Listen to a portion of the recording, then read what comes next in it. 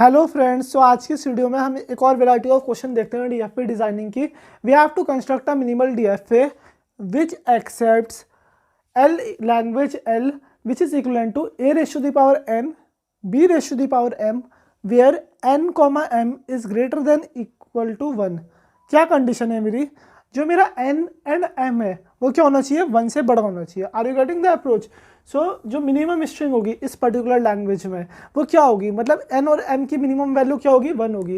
N और M की minimum value क्या है? 1 है। ए एंड बी, अगर एन की वैल्यू 1 रख देता हूँ और एम की वैल्यू 1 रख देता हूँ, सो मेरी मिनिमम स्ट्रिंग क्या आई? ए बी मेरी मिनिमम स्ट्रिंग आई। Are you getting the approach? So मेरी मिनिमम स्ट्रिंग क्या आई? ए बी आई। सो लैंग्वेज में स्ट्रिंग क्या क्या होगी? मेरी लैंग्वेज में जो स्ट्रिंग होगी, जो मिनिमम स्ट्रिंग होगी वो क्या होगी? इन माई लैंग्वेज मिनिमम स्ट्रिंग होगी मेरी ए बी, उसके बाद ए ए बी, ए बी कितने भी नंबर ऑफ ए आते रहेंगे और उसके बाद कितने भी नंबर ऑफ बी आते रहेंगे, A B B, A B B B B B and so on and so on. So ये लैंग्वेज फाइनाइट है इनफाइनाइट है? This particular language is infinite. So हम सबसे पहले वर्स्ट केस देखते हैं। वर्स्ट केस क्या है कि ए बी की वैल्यू क्या हो जाए? 1 हो जाए, मतलब एन और एम की वैल्यू क्या हो जाए? 1 हो जाए, सिंगल ए बी आएगा। सो हम अपना मशीन बनाना स्टार्ट करते हैं। Suppose this is my initial state. इस इनिशियल स्टेट का नाम देता हूँ मैं कैपिटल ए। कैपिटल ए छोड़ो, यहाँ पे ए भी ले रखा ना। सो इस इनिशियल स्टेट का नाम देता हूँ मैं Q1। सो Q1 स्टेट पे प्रेजेंट हूँ मैं। अगर मुझे एक ए मिल जाता है, मुझे एक स्मॉल ए मिल गया, एक कैरेक्टर, एक सिंबल मुझे स्मॉल ए मिल गया। सो मैंने स्टेट चेंज करी, मैंने मेमोराइज कर लिया कि मुझे एक बार ए मिल गया। अब मुझे क्या चाहिए? बी चाहिए। क्या चाहिए? बी। अगर सपोज करो मुझे तुक्के से बी भी मिल जाता है इसके बाद, सो मेरा काम बन गया। मैं आ गया Q3 स्टेट पे। ये हो जाएगी मेरी फाइनल स्टेट एंड ये वाली कंडीशन ए बी हो जाएगी मेरी एक्सेप्ट। अब इसके बाद क्या कंडीशन होगी? यहाँ पे सेल्फ लूप नहीं लगाएंगे अभी हम पहले कंडीशन देखते हैं क्या कंडीशन होगी, क्या सेटिस्फैक्शन हो रहा है या नहीं हो रहा है इस पर्टिकुलर डीएफए में। सो ए बी तो मेरा हो गया एक्सेप्ट। सो ये पॉइंट आपको हो गया क्लियर। अगर दोस्तों मैं आपको एक कंडीशन बनाना चाहता हूँ, जैसे अगर ए बी आ रहा है, अगर ए बी के बाद दोबारा से एक ए आ जाए, सो दिस इज़ नॉट एक्सेप्टेबल, क्योंकि ए की पावर एन बी की पावर एम है। पहले सारे ए आएंगे, उसके बाद क्या आएंगे? सारे बी आएंगे। ऐसा नहीं होगा कि पहले ए आ गया फिर बी आ गया फिर दोबारा से ए आ गया, या फिर पहले बी आ गया फिर ए आ गया। This is also not accepted, क्योंकि ए की पावर एन बी की पावर एम है। B A is not accepted. अगर मुझे बाई चांस इनिशियली बी मिल जाए, सो मैं इसे एक डेड स्टेट पे पहुंचा दूंगा जिसका नाम दे दिया मैंने Q4।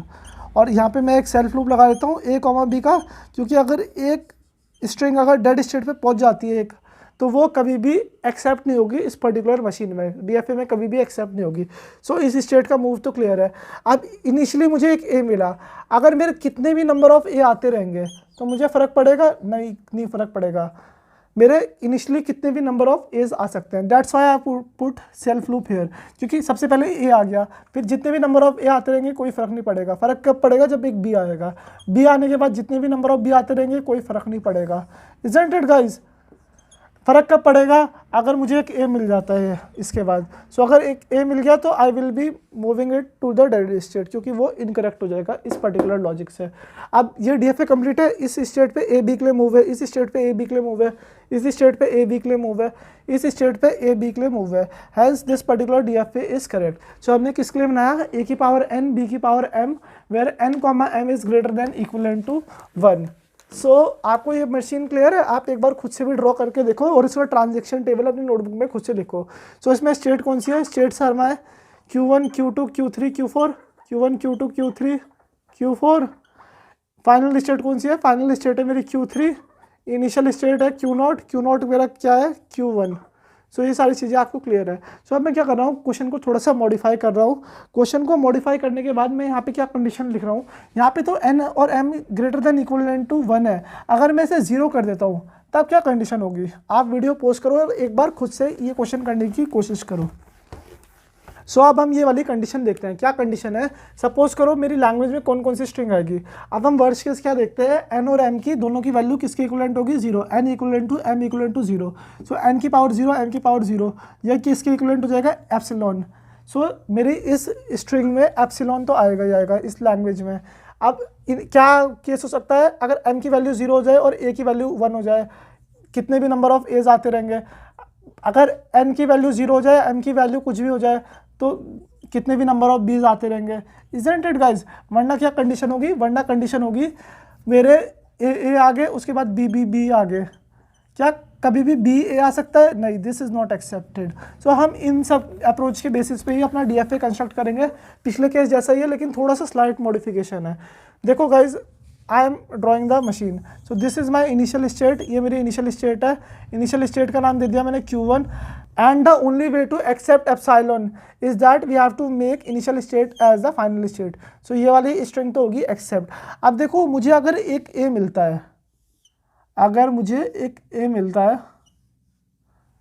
तो छोड़ो, ए को भी छोड़ो, क्या कंडीशन है देखो गाइस, यहाँ पे हमें मिनिमल DFA बनाना है ना, तो बिन बात पे स्टेट बढ़ा के तो कोई फ़ायदा नहीं होगा। अब देखो, अगर मुझे एक सिंगल ए मिल गया, तो मैंने क्या किया, इसे यहीं पे इसी स्टेट पे पहुँचा दिया। अब सिंगल ए भी एक्सेप्ट हो जाएगा Q1 स्टेट पे ही, डबल ए आएंगे वो भी एक्सेप्ट हो जाएगा। लेकिन अगर मुझे एक बी मिल गया, तो मैंने स्टेट चेंज करी और नई स्टेट पे पहुँच गया, Q2 स्टेट पे। अब ए बी है, ए बी तो एक्सेप्ट होना चाहिए, ठीक है। जितने भी नंबर ऑफ ए आते रहेंगे फिर बी आते रहेंगे, तो ये भी मैंने कर दिया है एक्सेप्ट। ए बी बी वाली कंडीशन भी हो जाएगी एक्सेप्ट। इसके बाद भी कितने भी नंबर ऑफ बी आते रहेंगे, कोई फ़र्क नहीं पड़ेगा। फ़र्क कब पड़ेगा, अगर इसके बाद मुझे एक ए मिल जाए। इसके बाद अगर एक ए मिल गया, तो I will be moving it to the dead state, क्योंकि ए बी ए तो एक्सेप्टेड ही नहीं है इस पर्टिकुलर लैंग्वेज में, ठीक है गाइज। सो ये हो गया मेरा Q3 state and this is my dead state. इस पर मैंने मूव लगा दिया A, B। सो ये मेरा DFA हो गया, आई थिंक कंप्लीट। ये DFA कंप्लीट हो गया। सो गाइस, DFA बनाने का सबसे बढ़िया तरीका क्या है, आप खुद से कुछ चीज़ बनाओ और आप वर्स्ट केस देखो कि क्या क्या कंडीशन इसमें एक्सेप्ट होगी और क्या क्या नहीं होगी, उससे आइडेंटिफाई करो और एक बार ट्रैवर्स करने की कोशिश करो। जैसे मैं अगर आपको स्ट्रिंग ट्रैवर्स करके दिखाऊँ, बी है, सो Q1 स्टेट पे हूँ, अगर एक बी मिला, यहाँ पहुँच गया Q2 स्टेट पे, Q2 स्टेट से एक ए मिलेगा तो Q3 स्टेट पे पहुँच जाऊँगा। सो दिस इज़ नॉट एक्सेप्टेड। ये देखते हैं ए बी बी।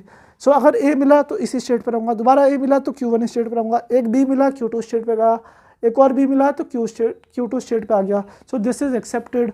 सो आपको ये वाली कंडीशन क्लियर है गाइज। सो गाइज, मुझे उम्मीद है आपको ये पर्टिकुलर वीडियो पसंद आई होगी। अगर आपको वीडियो पसंद आई है तो प्लीज़ वीडियो को लाइक करो, चैनल को सब्सक्राइब करो and hit that bell icon. मैं मिलता हूँ आपको अगले वीडियो में कुछ और क्वेश्चंस के साथ। So stay tuned.